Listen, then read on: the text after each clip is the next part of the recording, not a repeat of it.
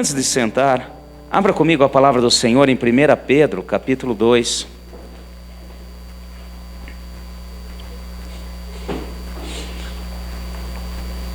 Primeira carta de Pedro, capítulo 2.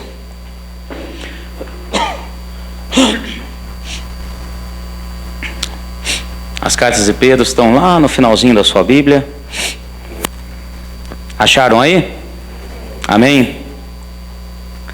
Deixando, pois, toda malícia, todo engano e fingimento e invejas e toda sorte de maledicências, desejai ardentemente, como meninos recém-nascidos, o puro leite espiritual, para que por ele crescerdes para a salvação. E agora que já provastes que o Senhor é bom. Amém? Podem sentar. Em nome de Jesus, eu queria que você evitasse de levantar, como sempre a gente fala, comenta, evita de levantar, de estar indo ao banheiro, só em extrema necessidade. Claro, se precisar, né, você pode, sem sombra de dúvida. Mas evitar essa questão para podermos prestar atenção na palavra do Senhor e nos alimentar daquilo que Ele tem. Aqui nós vemos o Espírito falando conosco nessa noite, esse Deus que é bom. Você crê nisso? Fala assim: o meu Deus é bom. Então ele fala: olha, vocês que já experimentaram que o nosso Deus, na pessoa do Senhor Jesus, pelo que Ele fez por nós, Ele é bom, o nosso Deus é bom. E Ele agora, no início, no comecinho, Ele começa a alertar algo que é também para nós nessa noite, pois toda palavra é para que a gente venha ter o melhor proveito e crescer na presença do Senhor. Ele diz o seguinte, aqui Pedro começa a dizer: deixando, pois, toda malícia, todo engano, fingimento, invejas e toda sorte de maledicência. Então ele pede: deixem todas essas coisas e desejem ardentemente, como meninos recém-nascidos, o puro leite espiritual. Eu quero fazer um parêntese aqui para a gente começar a entender essa palavra, e hoje, dia de estudo, a gente possa estar buscando de Deus aquilo que Ele tem para nós. O puro leite espiritual, como meninos recém-nascidos. Desde aquele tempo e hoje ainda mais, nós sabemos muito bem a questão do leite materno, aquele leite que o bebezinho recém-nascido ele tem da mãe. Aquilo traz uma proteção incalculável para a criança. Amém, meus irmãos? É claro que às vezes é impossível, porém, quando a criança ela é amamentada pela mãe nos seus primeiros meses, aí vai, não estou dizendo quanto, mas quando é amamentada, aquilo traz uma proteção para a criança, que a saúde dela, aquilo vai refletir no caminhar, na saúde, em todo o desenvolvimento. Pois a mãe traz consigo anticorpos, traz consigo muitas coisas que é passado para a criança quando ela é amamentada pela mãe. E aqui então, ele está dizendo o seguinte: olha, eu não quero que vocês percam essa proteção. Eu quero que vocês entendam que Deus é bom e Ele quer nos proteger. Amém, meus irmãos? Então ele diz o seguinte: olha, ao invés de vocês perderem essa proteção, e aqui ele coloca alguns itens que faz com que a gente perca essa proteção, essa providência protetora de Deus na nossa vida. Evita isso, e ao invés dessas coisas, desejem de novo ardentemente o puro leite espiritual, como meninos recém-nascidos. Então aqui ele está falando de proteção. Aqui nós vemos Pedro, o Espírito Santo através de Pedro, falando conosco a respeito de estar nos protegendo. E se ele está falando de proteção, e ele está falando: evitem isso e procurem a proteção, obviamente que essas coisas fazem nos perder a proteção do Senhor. Quais são essas coisas? Está aqui, malícia, engano, fingimento, invejas e toda sorte de maledicências. Essas coisas, meus irmãos, nós não podemos perder de vista, não podemos deixar, que são coisinhas básicas, Ah, todo mundo faz, é natural, a gente comenta. Por mais que a gente erre em uma ou outra, algumas coisas, o Senhor está nos alertando, e essa palavra é para nós hoje, pois isso faz com que a gente venha perder uma proteção que Deus tem para as nossas vidas. Então são coisas sérias. Então todo tipo de engano, vamos pegar aqui, malícia, agir com uma certa maldade. Resumindo, com engano, maledicências, dizer palavras que não vêm do Senhor, palavras de maldade às pessoas, a qualquer que seja. Nós vemos também fingimentos, invejas, são coisas que faz com que a gente venha perder aquela proteção que trouxemos do nosso Deus e Pai, que faz com que venha a ser corrompido, e o inimigo sabe disso, e obviamente ele vai agir. Obviamente ele vai tentar em todas essas coisas. E eu quero hoje estar fazendo uma analogia, pegar aqui para entendermos a questão da proteção de Deus e não ter a proteção do Senhor. Entender esses princípios da ação do maligno, que muitas vezes nos atormenta e traz consequências, tanto para nós e às vezes até para a nossa casa, para a nossa família. Então presta atenção. Primeiro ponto, antes da gente começar a pesquisar aqui. Eu quero deixar claro para a igreja, não existe inveja santa. Amém, meus irmãos? Por favor, inveja é inveja. Deus não santifica nada daquilo que Ele coloca como errado. Não tem como. Deus não vai santificar algo que Ele mesmo determinou como errado. Seria a mesma coisa que falar assassinato santo, seria a mesma coisa que falar adultério santo. Então não existe. Estou dizendo isso para acabar, com muitas coisas, às vezes no meio evangélico, às vezes se ouve, irmãozinho, puxa vida, eu estou com uma inveja santa de você. Não existe inveja santa. Inveja é inveja. Maledicência é maledicência. Amém, meus irmãos? E desejar mal do outro, fingimento, enfim, tudo isso faz com que venha a ser rompido a proteção que Deus tem para as nossas vidas. E para que a gente venha entender esse princípio, eu quero pegar com vocês, vamos lá no início da Bíblia, livro de Gênesis, capítulo 37 do livro de Gênesis, para a gente entender esse princípio, a questão de invejas, de maledicências, desejar mal, com relação a outros. Capítulo 37 do livro de Gênesis. Eu quero estar lendo com vocês para que a gente possa entender. Vocês todos conhecem, não é possível que não conheça, a história de José. Amém, meus irmãos? Um dos filhos de Jacó. Amém? Então é uma história conhecida, que o que aconteceu com ele, que foi vendido no Egito todo, e eu quero pegar aqui para que a gente venha entender esse princípio da ação do maligno, tanto para aquele que deseja inveja, como a proteção daquele que está conforme aquilo que Deus tem. Na bênção. Capítulo 37, para frente, conta a história de José. E eu quero só fazer uma observação aqui. Se você pegar, nós temos o capítulo 37, depois no 38 conta a história de Judá e Tamar, e depois, voltando ao 39, continua a falar a questão de José, já como escravo na casa de Potifar.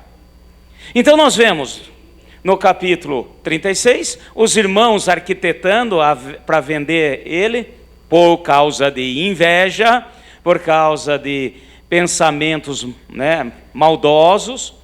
E depois tem um capítulo no meio que fala de Judá, e na frente continua a história. E esse capítulo 38 parece que é uma coisa ali meio fora. Isso tudo está na Bíblia, para que a gente venha entender esse princípio de Deus nas nossas vidas, e vamos entender hoje. Amém? Vamos comigo, acompanhe aí. Capítulo 37. Vamos pegar aqui de uma parte para frente, vocês conhecem a história. Vamos pegar a partir do versículo 18. Gênesis 37, 18. Acharam aí? Amém? Eles viram de longe, e antes que chegasse onde estavam, conspiraram contra ele para o matarem. Disseram uns aos outros: lá vem o sonhador. Vinde agora, matemo-lo e lancemo-lo numa destas cisternas, e diremos: um animal selvagem o devorou. veremos então o que será dos seus sonhos. Amém, meus irmãos? Então nós vemos aqui os irmãos arquitetar. A hora que viram ele chegando, e eles tinham o quê? Inveja, ciúmes, eles estavam ali com sentimentos no coração, que é isso que Deus quer tratar nas nossas vidas. Ele era, talvez mais querido, talvez não, ele era mais querido do seu pai. O pai dele deu uma túnica para ele toda colorida, que os outros acho que queriam uma túnica daquela. Não quer dizer que Jacó não tratava ou não fazia também com o restante dos seus filhos. Porém, isso levantou no coração deles esse sentimento malicioso. E começaram a arquitetar. A hora que eles viram que ele estava vindo, e não devia ser difícil ver, porque com uma túnica toda espalhafatosa que ele estava, com todas as cores e isso e aquilo, enxergaram de longe. E já começaram a arquitetar antes que ele chegasse. Vamos então matá-lo, vamos resolver esse problema. Eu quero dizer o seguinte: a inveja não tratada gera morte. Amém, meus irmãos? Fala assim comigo: a inveja não tratada gera morte. Não adianta, meu irmão. Nós não podemos achar que hoje é diferente. Nós não podemos imaginar que agora as coisas são diferentes. Por isso que não existe inveja santa, por isso que não existe essa questão de santificar aquilo que Deus abomina. E começaram então a arquitetar. Olha só que interessante, versículo 21. Mas Rúben, ouvindo isso, livrou-o das mãos deles, dizendo: não lhe tiremos a vida. Também lhes disse: não derramais sangue, lançai-o na cisterna, que está no deserto, e não lanceis mão nele. Disse isso para livrá-lo das mãos deles, a fim de restituí-lo ao seu pai. Então nós vemos aqui uma ação de Rúben. Eu quero pegar uns pontos aqui para a gente começar a entender. Rúben era o irmão mais velho. Então, obviamente, naquela questão de cuidado, ele tem um bom senso, só que um bom senso mediano. Ele poderia muito bem dizer: não, vamos parar com isso, acabou, vamos levá-lo para casa, parem com essa questão, vamos acabar com essa ação maligna no nosso meio. Ele falou: não vamos, não, de maneira alguma, não vamos derramar sangue. Vamos fazer o seguinte, vamos jogar aqui nessa cisterna. Tem uma cisterna seca aqui, vamos jogá-lo ali. E ele fez isso com a intenção de depois levá-lo de volta ao seu pai. Ele estava ali com ideia, provavelmente, vamos dar só um sustinho nele, uma coisa assim, e está resolvido o problema. Vamos continuar. Chegando José a seus, versículo 23. Chegando José a seus irmãos, esses o despiram da sua túnica de várias cores, que ele estava usando. E tomando-o, lançaram na cisterna. Ora, a cisterna estava vazia, não havia água nela. Quando se assentaram para comer, levantaram os olhos e viram uma caravana de ismaelitas que vinha de Gileade. Nos seus camelos traziam especiarias, bálsamos, mirra, que levavam para o Egito. Então Judá, fala assim comigo, Judá, disse aos seus irmãos: que proveito teremos em matar o nosso irmão e cobrir o seu sangue? Vinde, vendamo-lo a esses ismaelitas, e não seja a nossa mão sobre ele, pois é nosso irmão, a nossa carne. E os seus irmãos concordaram. Passando, pois, os mercadores midianitas, os irmãos de José, alçando-o da cisterna, venderam-no por 20 ciclos de prata aos ismaelitas, os quais levaram para o Egito. Amém? Agora nós vemos aqui um outro personagem. Então nós vemos os irmãos todos arquitetando, os 11 irmãos ali arquitetando contra a vida de José, por pura inveja. Porque José estava tendo algo que eles não tinham, porque José estava usufruindo de algo que eles ainda talvez não tivessem usufruído. E nós vemos a ação de Rúben, primeiro, tentando mudar aquela situação, querendo levá-lo de volta ao seu pai. Agora entra Judá na história. E Judá fala assim: não, realmente não vamos matá-lo. Ao invés de matá-lo, a hora que viu, passando uma caravana de ismaelitas, que são mercadores do deserto, fala assim: vamos vender, vamos faturar, olha que ideia boa, em vez de derramar sangue e ter esse problema, vamos vendê-lo, além de tudo nós vamos ainda ganhar um dinheirinho, então vamos passar para frente esse problema. E concordaram, tiraram José e venderam como escravo. E aqui começa toda a história de José. Amém, meus irmãos? Porém, antes dele chegar na casa de Potifar, dele ser vendido lá como escravo, tem um capítulo na Bíblia que eu quero estar meditando com os irmãos. Tem mais um capítulo aí, o capítulo 38. E parece um hiato, porque de repente parece que para a história de José, com a questão dos seus irmãos, com relação a tudo que estava acontecendo, e entra a história de Judá. Quem foi que arquitetou a venda dele, que arquitetou tudo isso? Judá. Então, meus irmãos, não é à toa que isso está aqui. E esse ponto nós vamos estar agora entendendo. Porque nós vamos hoje entender o princípio de Deus e repreender, anular na nossa vida todo espírito de maledicência, de inveja contra os nossos irmãos. Amém, meus irmãos? E aqui, tanto aqui, quanto na questão que nós lemos na carta de Pedro, ele está alertando a igreja. Aqui são os irmãos da linhagem de Abraão, da linhagem da promessa de Deus. Hoje para nós a igreja. E ele está falando o seguinte: olha, não pode haver no nosso meio invejas, maledicências, o desejo daquilo que o outro tem. E muitas vezes isso traz grandes prejuízos para nós. Muitas vezes arquitetamos, assassinamos espiritualmente no nosso relacionamento um irmão. Para ele não existe mais para mim. Porque ele está tendo algumas coisas que eu não tive. Ele está fazendo algo que eu não pude fazer. Ele hoje faz algo que eu gostaria de fazer e assim por diante. Ou ele tem algo que eu não tenho. Meus irmãos, isso é maligno. E o principal, perde toda a proteção que Deus colocou nas nossas vidas. Abre brechas para o inimigo agir das mais variadas formas. É isso que eu quero estar mostrando. E é por isso que tem o capítulo 38. Olha só que interessante. Agora vamos entender. Eu vou pegar aqui dois personagens nessa história. Então, Rubem eu vou deixar de lado, o mais velho que tentou até ajudar. E eu quero pegar José, amém, meus irmãos? E Judá. Porque Judá foi quem arquitetou tudo. Rubem tentou acertar. E Deus não deixou passar em brancas nuvens. E esse princípio nós precisamos entender nas nossas vidas. Olha que interessante. Antes de entrar no capítulo 38, vamos ler o último versículo do 37. Vocês estão acordados aí, gente? Se o seu irmão que está ao seu lado começar a concordar muito comigo, dá uma cutucada. Porque tem gente que começa a concordar. Começar a concordar muito, cutuca ele. Não, meu filho, vai mais devagar na concordância. Amém? Então vamos lá. O último versículo do capítulo 37. Os midianitas venderam José no Egito a Potifar, oficial do faraó, capitão da guarda. Agora abre um parêntese na história. Presta atenção comigo. Nesse tempo, que tempo? No tempo em que José acabava de ser vendido como escravo na casa de Potifar. Amém? Eu quero dizer o seguinte: dois personagens, dois homens da mesma casa, da mesma família, que tiveram problemas por causa da inveja. Dois homens, Judá e José.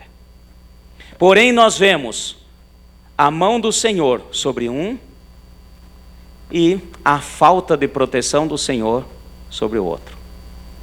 Então vamos lá. Nesse tempo, Judá desceu de entre seus irmãos e entrou na casa de um homem em Adulão, que se chamava Ira. Ali Judá viu a sua filha de um homem cananeu chamado Sua. Ele a tomou por mulher e se deitou com ela. Ela concebeu e teve um filho. O pai lhe chamou de Er. Quero fazer uma pausa aqui. Eu vou devagar para a gente entender as coisas. Para nós entendermos como é sério e que Deus não quer que a gente venha estar brincando com coisas sérias, que às vezes nós achamos que é coisinha corriqueira. Inveja todo mundo tem. Então nós vemos que esses dois saem da terra da promessa de Canaã, sai do meio da família, um vendido como escravo, e vai para uma terra onde não tinha adoração ao Deus verdadeiro, aonde tinha adoração a ídolos. Amém, meus irmãos? José. Um é vendido como escravo, é levado sem a sua vontade. Outro sai por livre, espontânea vontade e vai para Cananéia. Também adoradores de ídolos, também adoradores e povos pagãos. Então, tanto um quanto o outro, os dois agora estão fora da terra da promessa, os dois estão fora da família, os dois saíram daquilo que Deus tinha de promessa a Abraão e a toda a sua descendência. Um saiu porque foi levado, outro saiu porque quis sair. Bom, Judá chega, se engraça com uma filha cananeia, casa-se com ela e tem o primeiro filho com ela, como nós vimos aqui, e deu-lhe o nome de Er. Versículo 4. Tornou ela a conceber e teve um filho e chamou de Onã. Continuou ainda e deu à luz a outro filho, cujo nome foi Selá.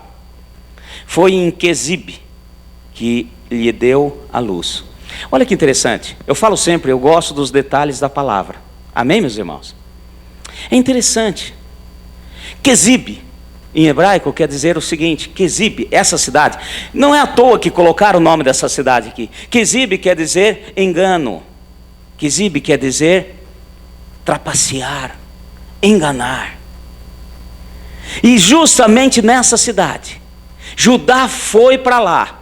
E ele agora está no meio. E ele faz aquilo que é abominação ao Senhor. Ele tomou por esposa uma mulher cananeia. Ah, mas José também no Egito também tomou uma esposa para ele lá, que era egípcia. Mas eu quero que vocês entendam aqui, e mais na frente vamos entender o princípio de Deus nas nossas vidas. Continuando, versículo 6. Judá tomou a mulher para Er, o seu primogênito, o nome dela era Tamar. Então o primogênito agora cresceu, e José vai atrás e arruma uma esposa para ele, chamada Tamar. Amém, meus irmãos? Versículo 7. Er, porém, o primogênito de Judá, era mau aos olhos do Senhor, pelo que o Senhor o matou.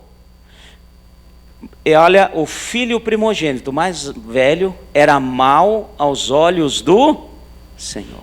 E aqui nós começamos a ver as consequências. Meus irmãos, eu quero que vocês entendam. A inveja, a maledicência, o desejar do outro e querer ficar e querer as coisas que os outros têm, tanto no âmbito espiritual quanto no natural, afeta tanto a e muitas vezes chega a minha descendência. O seu filho era mau aos olhos do Senhor. A Bíblia não diz o que ele tinha feito de mal, mas para o Senhor lhe tirar a vida, o menino não devia ser brinquedo. Vamos continuar aqui.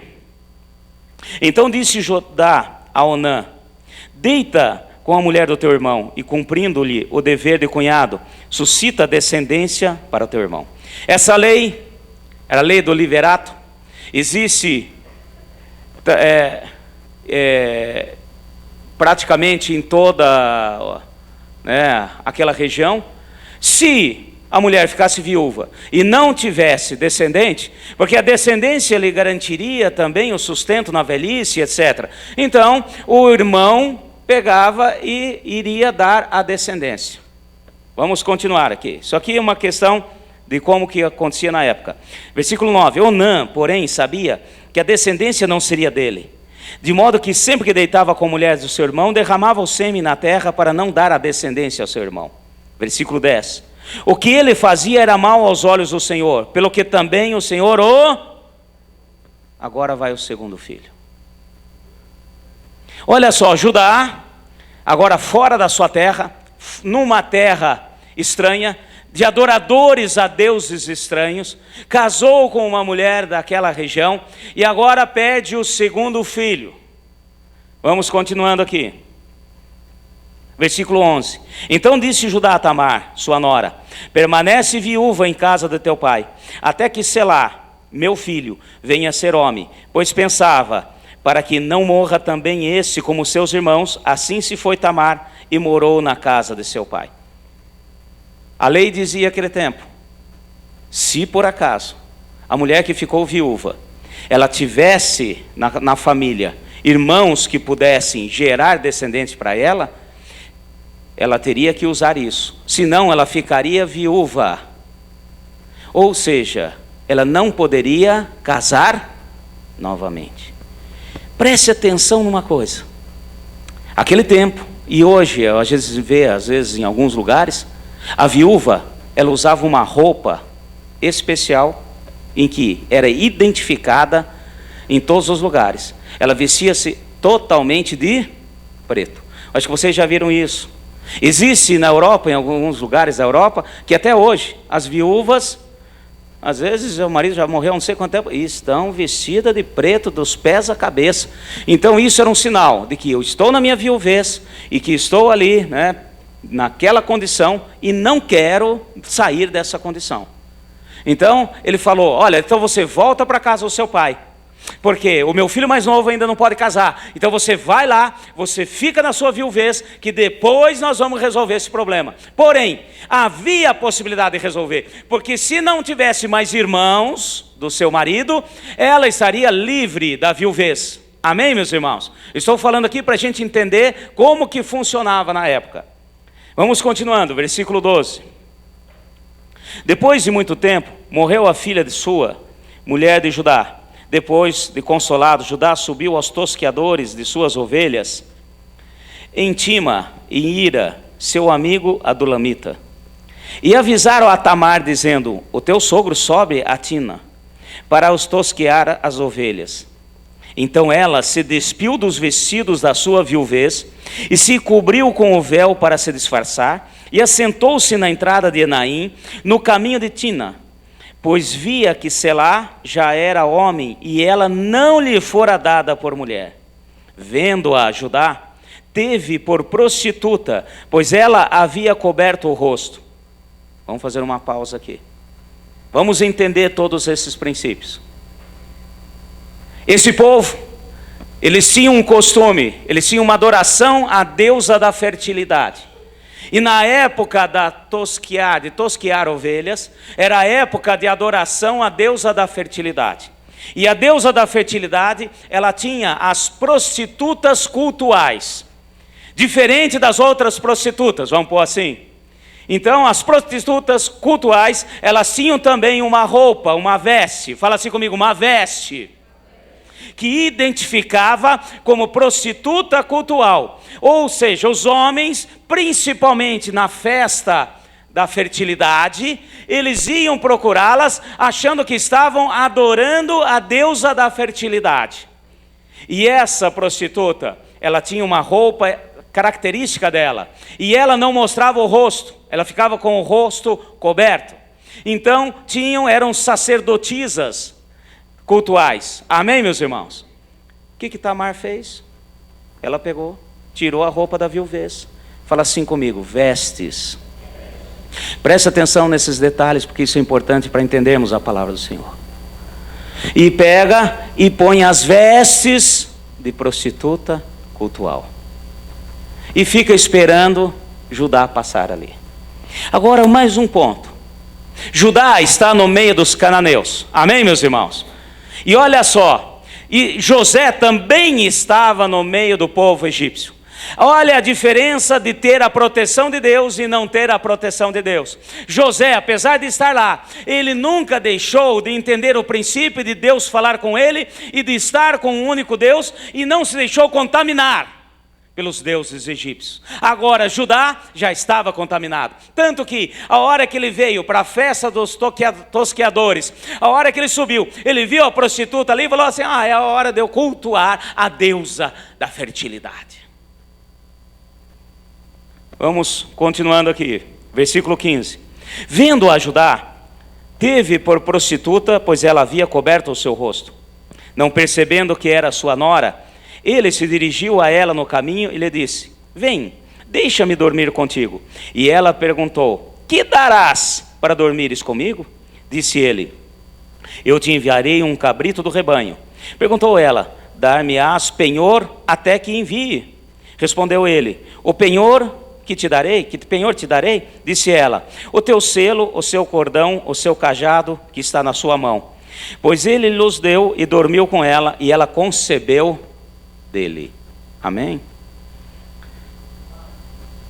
Chegou assim e falou assim: bom, é o seguinte, o que você vai dar para mim em troca do benefício que eu vou te dar?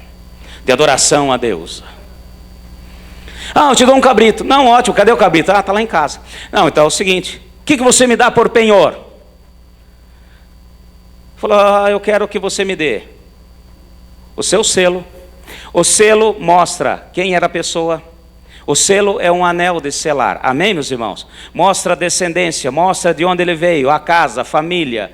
Porque quando você enviava, por exemplo, uma carta, você selava com o anel, dando autenticidade. Ele falou: eu quero o seu anel de selo. Eu quero também o seu bordão, o teu cinto. E me dá o seu cajado também. E o cajado, eu já dei uma palavra aqui uma vez, o cajado sempre tem um nome. Amém, meus irmãos? O nome da família, o nome da pessoa. O cajado era uma coisa pessoal. Então fica aqui com o penhor. A hora que você trouxer o cabrito, eu te entrego. Amém? Vamos continuar. Presta atenção. Versículo 19. Levantou-se ela e foi e tirou de si o véu e vestiu o vestido da sua viuvez. Voltou na roupa, na vestimenta da viuvez. Preste atenção, está vendo vestes de novo? Vamos lá. Enviou Judá o cabrito por mão do Adulamita, seu amigo, para receber o penhor da mão da mulher, porém ele não achou. Então perguntou aos homens daquele lugar: onde está a prostituta cultual que estava junto ao caminho de Enaim? Responderam: aqui não esteve nenhuma prostituta alguma. Assim ele levou Judá e disse: não achei. E também disseram os homens daquele lugar: aqui não esteve prostituta cultual alguma. Então disse Judá: deixe-a ficar com o penhor, para que não venha nos cair em desprezo. Enviei-lhe o cabrito pelas tuas mãos, mas não achastes. Passados cerca de 3 meses, foram dizer a Judá: Tamar, sua nora, adulterou, pois está grávida. Então disse Judá: tirai-a para fora e seja queimada. Ela estava nos vestidos, na roupa de viuvez. Amém, meus irmãos? Eu estou falando aqui devagar para a gente entender o princípio, entender como que funcionavam as coisas. Ou seja, ela não podia contrair matrimônio, ela não podia ter outro homem. Porém, ela viu que o sogro estava enganando ela, porque o filho foi crescendo e nada. E ela então armou tudo isso. Engano. Amém? Tudo isso foi armado. E aí falaram: a sua nora está grávida. Não é possível. Então trago ela aqui porque nós temos que queimá-la. Porque ela não foi liberada. Ela ainda está na sua viuvez. Então vamos terminar aqui para a gente finalizar. Versículo 25. Enquanto ela era tirada para fora, mandou-lhe dizer a seu sogro: do homem de quem estou grávida, tenho essas coisas, foi de quem concebi. E disse mais: reconhece de quem é esse selo, o cordão e esse cajado?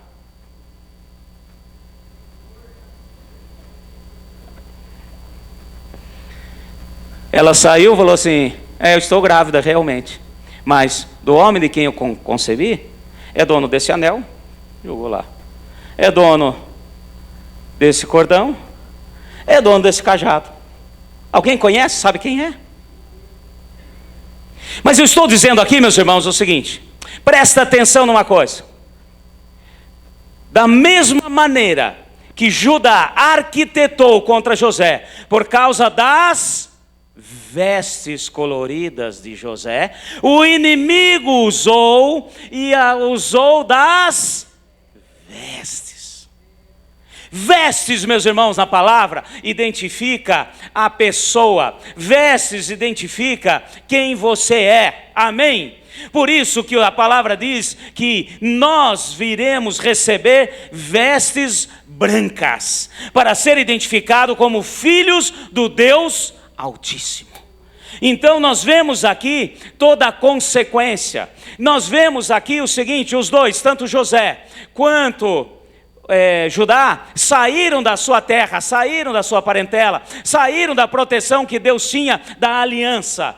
Porém, a proteção do Senhor continuou com José, e a proteção do Senhor não esteve com Judá. E é esse princípio que nós precisamos entender. Tudo por causa da inveja. E nós achamos que inveja é coisinha à toa. Tem gente santificando a inveja. Nós achamos que não tem problema nenhum. Nós achamos que se eu tiver inveja do ministério do outro, do chamado do outro, não tem problema nenhum. Nós achamos que se eu ainda não galguei, não cheguei àquele ponto, por exemplo, com relação a ministério, eu fico com inveja de quem conseguiu. E essas coisas no meio da igreja têm trazido muitos problemas, porque é a legalidade para o inimigo agir. Judá perdeu 2 filhos. José teve 2 filhos no Egito. Judá perdeu parte da herança por a morte dos seus filhos e da maneira como agiu. José ganhou herança dupla para os seus 2 filhos. Um estava debaixo da proteção do Senhor, mesmo fora, outro não tinha a proteção do Senhor.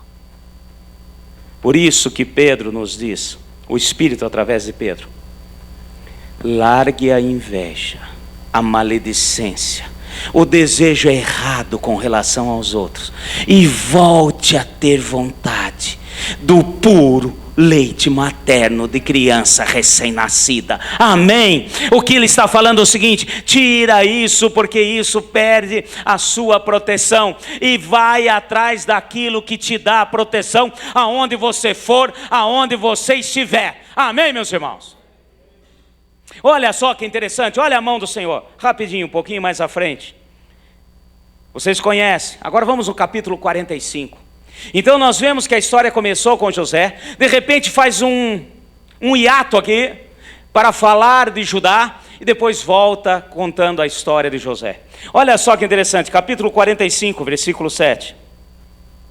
Esse capítulo 45 é quando José se dá a conhecer pelos seus irmãos. Amém? E por que José não foi conhecido pelos seus irmãos? Porque ele estava com vestes do quê? Reais. Ele estava com vestes de governador do Egito. Eles conversaram com José. Primeiro que eles acharam, irmão, se José está no Egito, meu filho, ele vai estar somente como escravo, porque ele foi vendido como escravo. Eles nunca imaginavam que aquele homem com quem ele estava conversando era José, seu irmão.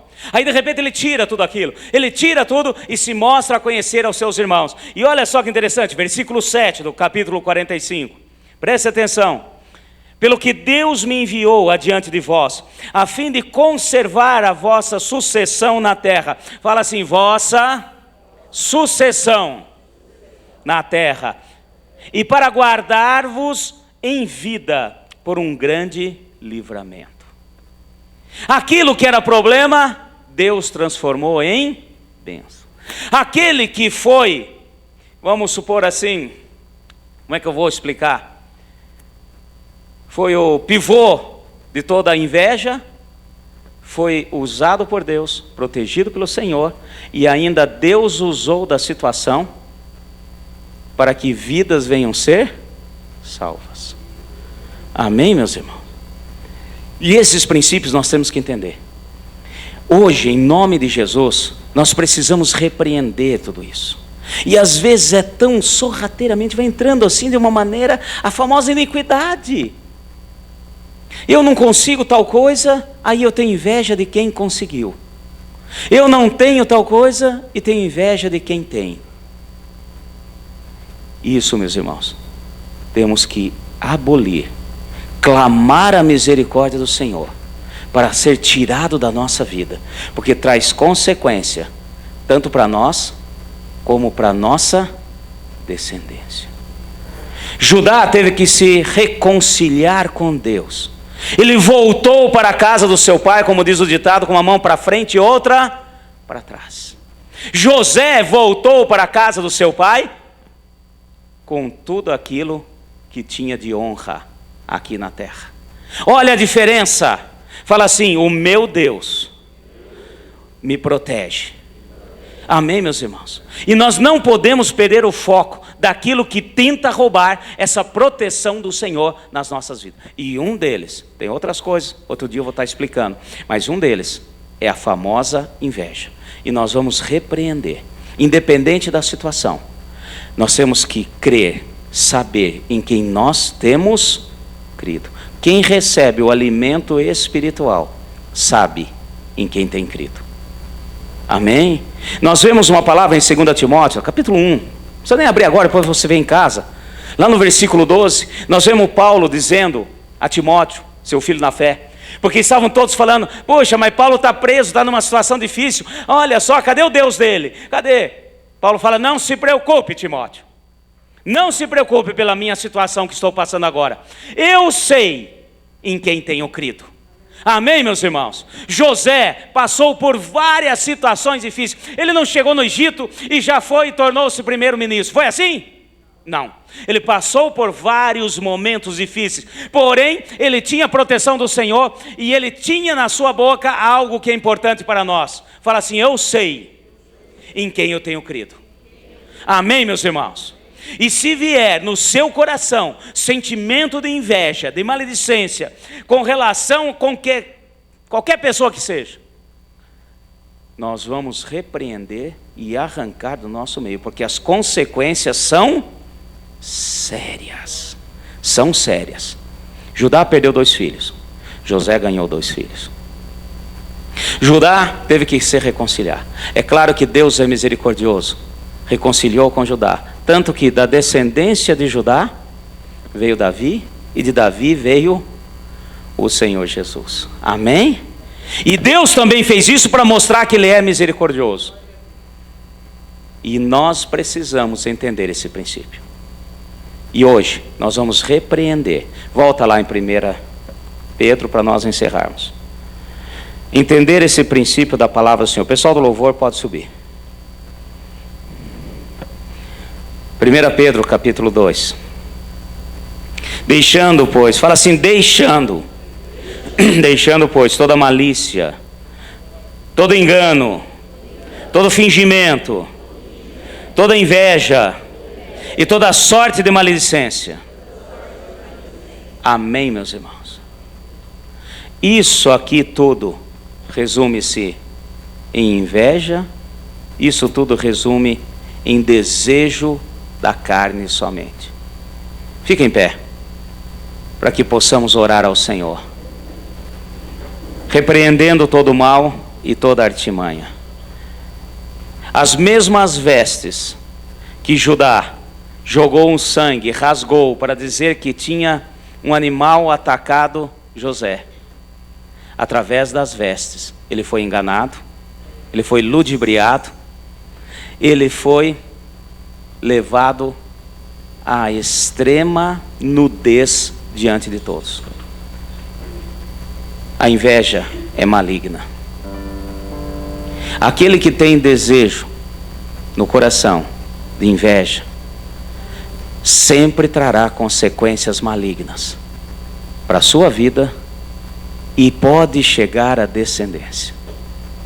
Mas aqueles que confiam no Senhor estarão sempre com a proteção daquele que cuida desde que nasceu. Amém? Você crê nisso? Em nome de Jesus. Eu quero que você ponha a sua mão no seu coração agora. Senhor Deus e Pai,